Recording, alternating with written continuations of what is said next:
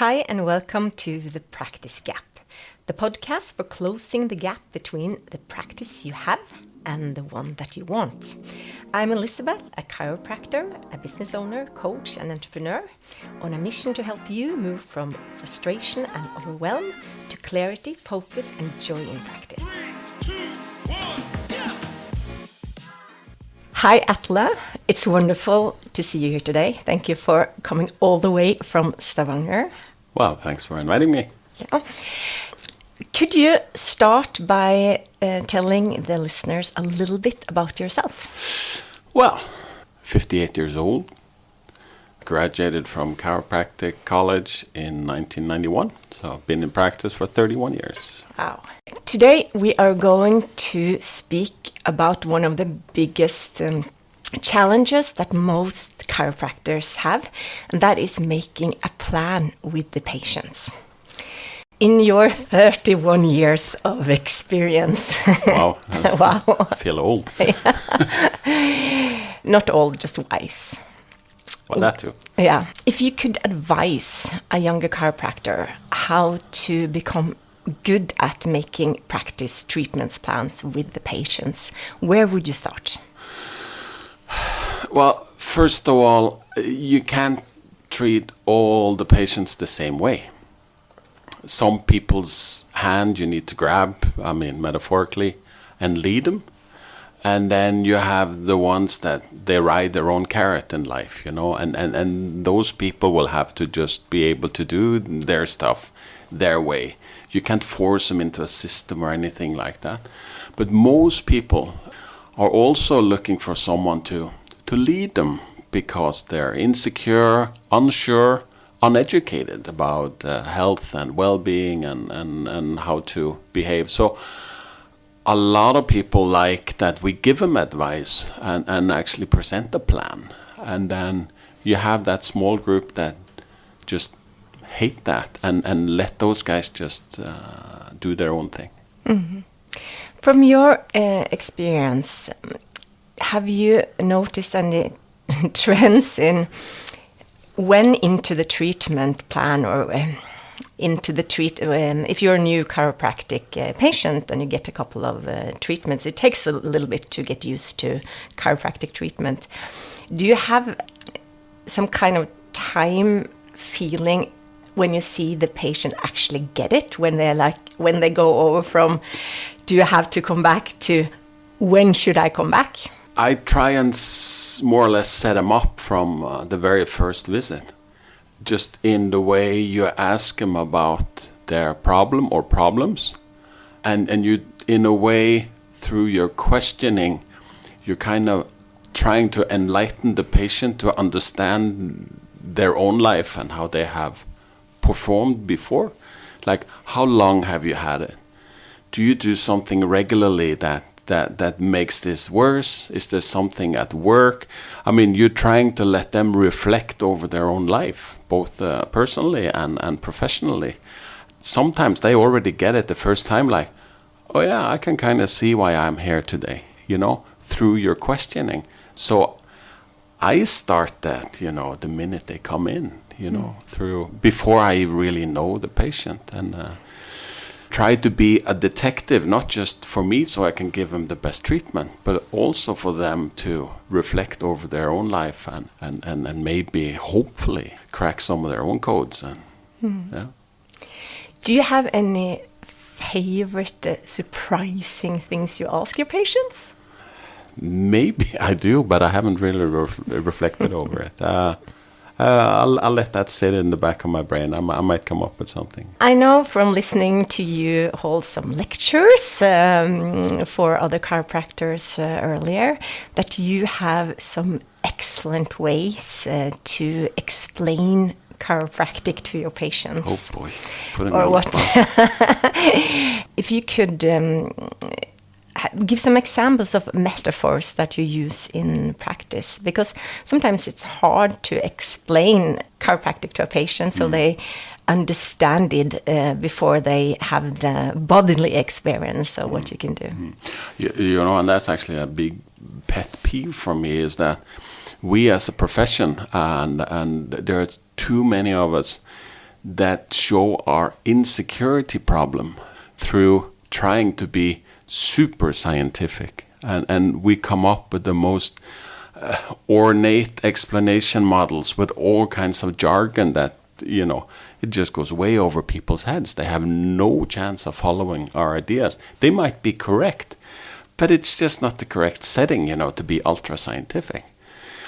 And I really, really believe in using metaphors and making a picture for people, so they don't have to understand the words, but you create a picture and they go, I get it, I think we too often overcomplicate things. And I had an example a couple of months ago. A patient of mine, she called in and she said, listen, I was at your practice a couple of days ago, and you said the reason my low back hurts is that it's locked up. But I went to the medical doctor yesterday, and he said the reason I had low back pain was due to inflammation. And I said, well, if you take your car and you drive it with a handbrake on, what's going to happen? Well, the brakes are going to get hot, And I said, so if you took this to a car repair place, and they said, well, the problem with your car is hot brakes, so you need to cool down the brakes, would you be very happy with that car repair place? And the patient goes, no. And I said, well, the brakes are hot because the brakes are on. So what you need to do is to take the brakes off the car, and then it'll work. And that's what we do as chiropractors. I mean, we take the brakes off that have come on.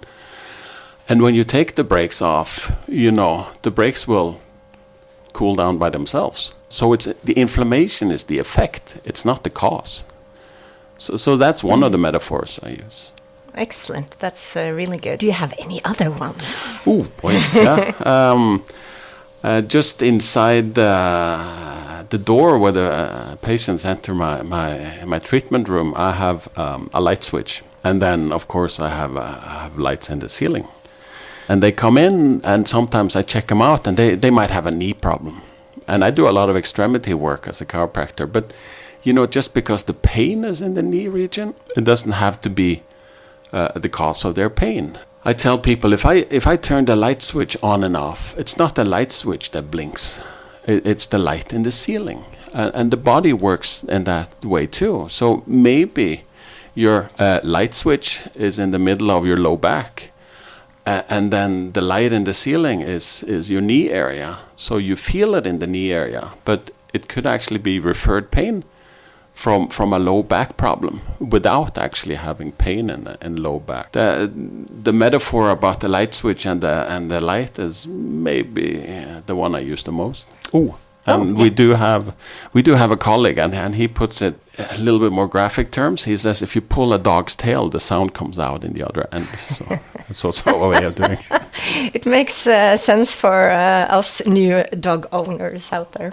I think it must be 15 years ago or something. I was in your clinic.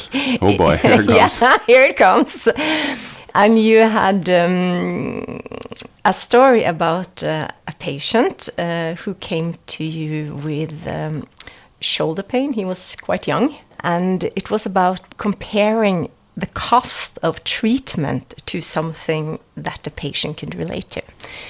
Do you remember the story, or should I enlighten you? No, you need to enlighten me a little more. Because I use this story all the time. Okay. Oh, thanks. And the guy comes in. He said he came into with a really painful shoulder. He was 20-something year. He'd been having the problems for a couple of months.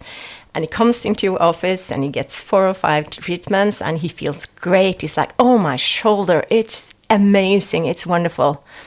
But it was super expensive. And I guess at that time he triggered something. What did I say? Yes. There goes. I think you said it in a nice way. You said, what are you doing tomorrow? And he's like, I'm going out town drinking beer. Okay, so how much money do you spend tomorrow? And then he kind of shut up and he got the point and he left and he smiled and I think it wasn't that bad. Yeah, and actually I must say I use that quite often because with women I usually ask them how much they spend at the hairdressers. Oh, that's a good one. how much they spend on other useless things that is not going to improve their health. And you know, I like things. I like to buy stuff. I like to go on vacations. I'm not against that people should enjoy themselves and spend money that doesn't necessarily build you up and stuff like that. I'm not a nerd like that. But still, I mean, they need to put things into perspective. I'm a very traditional chiropractor. I do, and I love adjusting. I love the manual work that we do. And for me, that is like, it's like playing an instrument. And that's what really excites me every day, that I can go to work and do my music, which is playing this instrument that is doing the adjustments on the human body. Sometimes I say, you know, if you really want to become the best violinist out there, you don't get better by studying music theory. You know, you need to play that instrument. And I think I'm really good at it. When you're really good at it, it doesn't mean like you need a heck of a long time with a patient. You can go in and you can actually fix sometimes really complicated stuff for us in a fairly easy manner. Now, sometimes they need other therapies and stuff too, in addition, but I'm amazed at how well just basic, traditional, old-fashioned chiropractic adjusting works. But it doesn't take a very long time. Yeah. And then, so when people put a certain wad of money down for the treatment and they look at their watch and say, well, you know, you're paid pretty well because this didn't take long.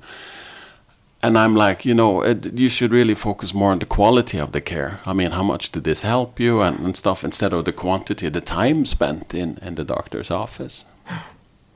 And I have realized that a lot of my patients, I mean, people are busy. They don't want to throw away time. So if you're like early in treatment, telling the patients like one of the benefits of coming to this office, that it doesn't take a long time. We can actually have a treatment plan, because when you come into the office, you're not going to spend half the day, and we are on time and we try to be on time. And this is one of the benefits.